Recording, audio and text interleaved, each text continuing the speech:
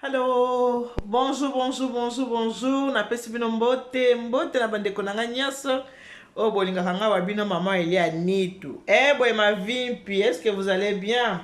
Na pesi bino mbote, j'espère que vous allez bien. Ngai wa bino de mon côté, tout va bien avec Jésus-Christ de Nazareth. Naza na émission na ngai lelo ya une femme à la maison de bobi ki maman Elia Nitu na kati ya makosalinga makamuna ya kolamba. Émission une femme à la maison. Les na kati une femme à la maison tozo kende kolamba mbisi. Mbisi obo moni penza eza ya frais penza euti ezali mboto na biso vraiment euti na Congo. Eza mboto mbisi ya mboto penza ya mboto mama. Lambela papa mboto papa lia mboto ke sengo. Ma titi l'angolaise. Lamba mboto yango ya mboto penza euti penza Kinshasa euti na Congo. Mama na nga mamete na nga na Toulouse lambela papa edoja wakana mboto nazola mambisi ya mboto na kolamba yango na aubergine na kolamba yango na aubergine to pe solo awa na sina kati ba ingrédients na nga yango yo nazala matungulu na nga nazala mwa pimadu na nga epu nazala mwa ndembi yango na sina kati ya mafuta na mafuta edubu na biso ya lelo ekoumela te po mbiso yo ekoumela nango na moto te yango natie na moto voilà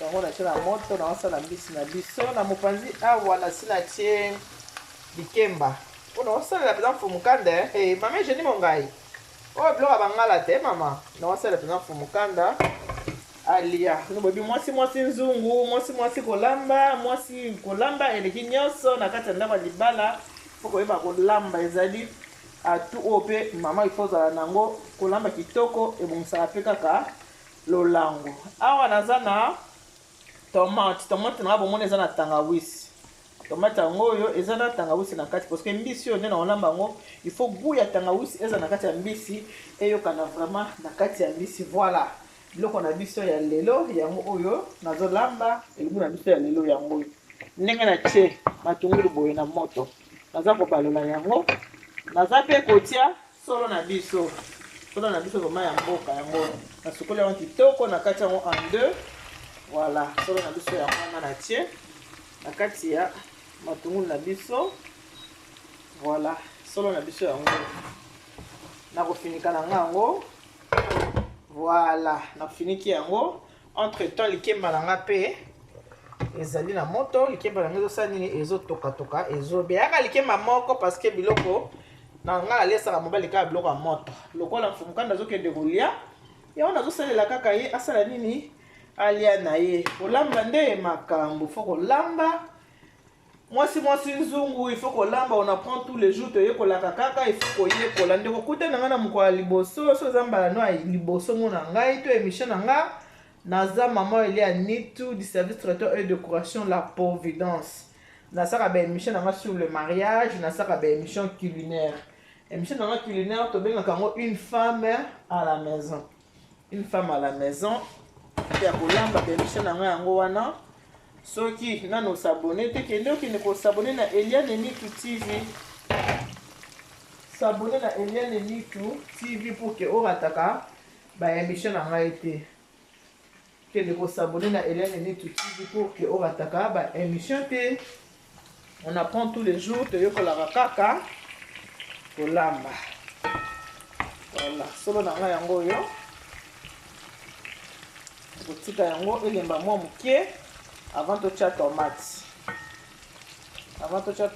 tokotika solo elemba mwa mokie na kati ya mafuta po solo eza mwa makasi tomate ekoumela te ekobela nango mbisi mpe ekoumela te ekobela encore mbisi ya frais ayayayayaya ekoumela te ekobela nango kaka sikoyo nafiniki solo na biso natiki yango elemba mokie nsima na yango nde nakosala nini nakotia tomate na kati ya biloko tomate na biso yango oyo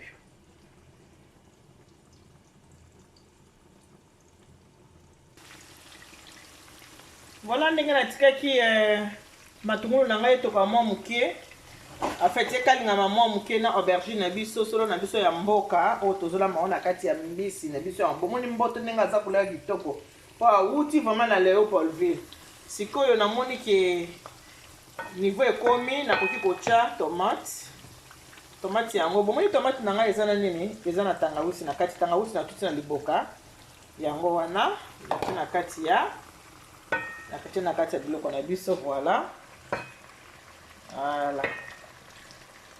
tomate yango wana natie na kati ya biloko na biso ekalingama nango me nafiniki na ngango etokatoka nango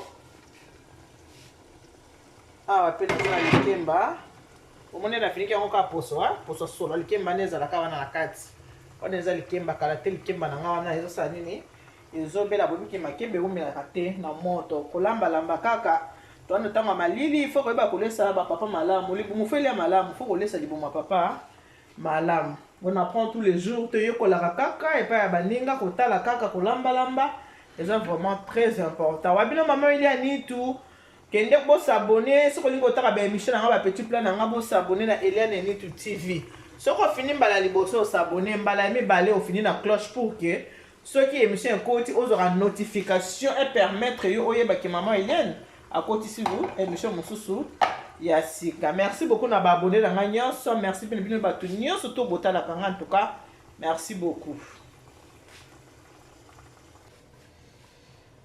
Ata la tomate c'est comme na niveau nini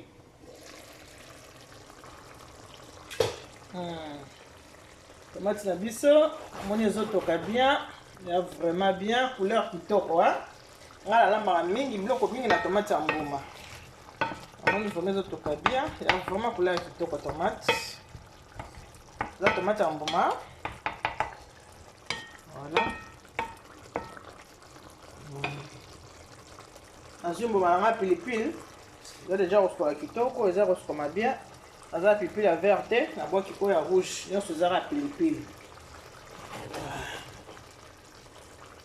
voilà namoni yango mpe eza kotoka kitoko biloko na nga namoni yango eza bien tala couleur voilà maintenant nasala nini avant natia mbisi na kati ya tomate qu'est-ce que je fais natie mwa bouillon na nga moni bouillon na nga yango nabwaki mwa bouillon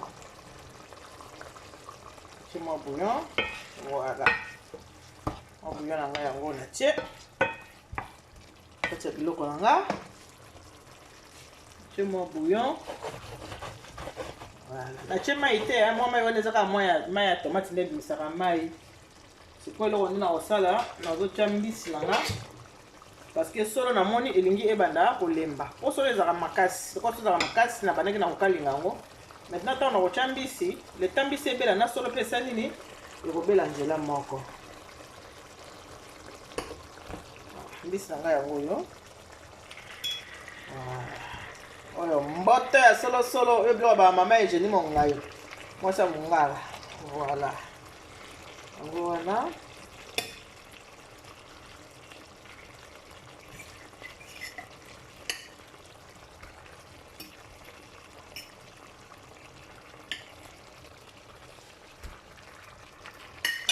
nakotya yango mai te natiki yango kaka boye nafiniki yango voilà tika kofinika kote oyo natala likemba likemba na ngai ebeli nango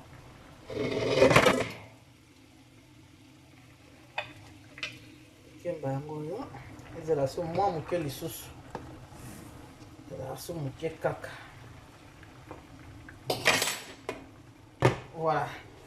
Et voilà, tout c'est la biloko na biso eza kotoka kala mingi te kobela soki esisi kobela après na servi yango na sani po chéri azali nalingi chéri na nga alia bien fumukanda nalingi fumukanda alia bien il faut kochangeaka biloko ya kolia il faut koyeba kolesa mobale lelo olesi nkovi lobi olesi pondu lobi olesi mbika lobi olesi comment ça s'appelle ngai lobi olesi boye kochangera en tout cas kolamba ya très important bon mutu na mutu ayebi ndenge abatelaka oyo aye bolingo mutu na mutu ayebi ndenge abatelaka lolango na ye nga na abatelaka mpe yanga na ndenge wana parce que ezofaire partie na éducation bapesa biso kosala nini kolamba koyeba kolamba kolesa libota malamu surtout kolesa molongo nini na yo malamu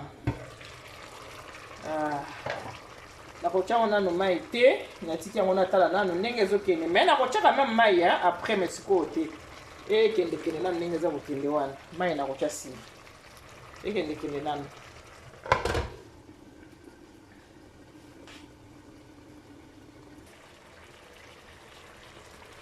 to jeter un coup d'œil. Voilà, sikoyo nakokobatisa mai kobatisa mai moke kaka po biloko ebela etc. Un peu d'eau moke kaka po ebelisa mbisi. Voilà, tokisa yango mai totiki yango etoka totika yango etoka ata 10 minutes avant toya kofungola yango avant tokotala totika etoka mo 10 minutes naza se ekozala ebeli parce que mbisi eumela na moto te mbisi eza vraiment eloko moko eumela na moto te. En tout cas mbisi na nga nalambi yango kitoko surtout nalambi yango na goût ya tangawisi ndenge eza wana. Voilà biloko na biso ezotoka kapo boyoka solo te eza na ntunga mwa kitoko makasi. Donc mbisi na nga nalambi yango vraiment na tangawisi natiaka vraiment tangawisi ekoti yango kitoko kitoko eza vraiment très bien. Kala mingi te ezokende kobela nango kala mingi te nasi bomonka nde ekomi otala bino moko ndenge ekomi mbota nanga omoni ya jaune wana déjà mbisi yango azalaka jaune epuis na tomate nanga ezalaki ya kotela makasi te eki vraiment ya kotela makasi te ngai nalingaka vraiment kolambela ça dépend eloko na olamba neti mbisi boye nalingaka tomate mpo mpenza etela makasi te likemba nanga mpe c'est bon. Nafini kaki yango bopo na solo kitoko likemba nanga sava ebeli. Voilà, sikoyo boomona naosa nini nazoservir mbisi nanga na kati ya sani nazoservir fumukanda mbisi nanga na kati ya sani. Bamama il faut kolamba bamama faut kolamba eza important bayekolaka kaka on apprend tous les jours. Il y a mille et une façons de faire à manger. Il faut que la kaka, balamba kaka, faut total na kabiso nyonso ndenge ni toza ko lamba ko yekola. Et la jeune fille nanga moko ya lingo sala mingi biloko bana ba kotolo. Comment na ye Kiki M Grâce.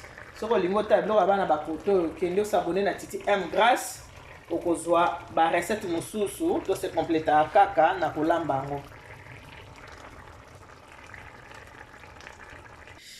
Et voilà mbisi nanga yango yo bomoni yango na servir yango na likemba mbisi nanga yango wana bomoni yango tala ndenge za kobimisa milinga mbisi nanga yango yo na likemba na servir yango bien pilipili akobweta pe na pointe awa elobata mwana nanga Jérôme Boy pilipili akobweta yango wana mbisi nanga yango yo bomoni yango ndenge nasali yango. Voilà ce qu'on a besoin de kosani ko servir. Il faut ozanga na sani moko pe ya boye espacer boye. Donc service à l'assiette. Au servir boye likemba yango yo. Bomoni likemba. Voilà. Likemba yango wana place à kolia pe yango wana. Papa zuka kabandi kosani nini abandi kolia. Mbisi na biso ya mboto. Goût eza na kati ya mbisi oyo ezali goût ya tangawisi. Yango nde goût penza na lingaki yebima na mbisi nanga.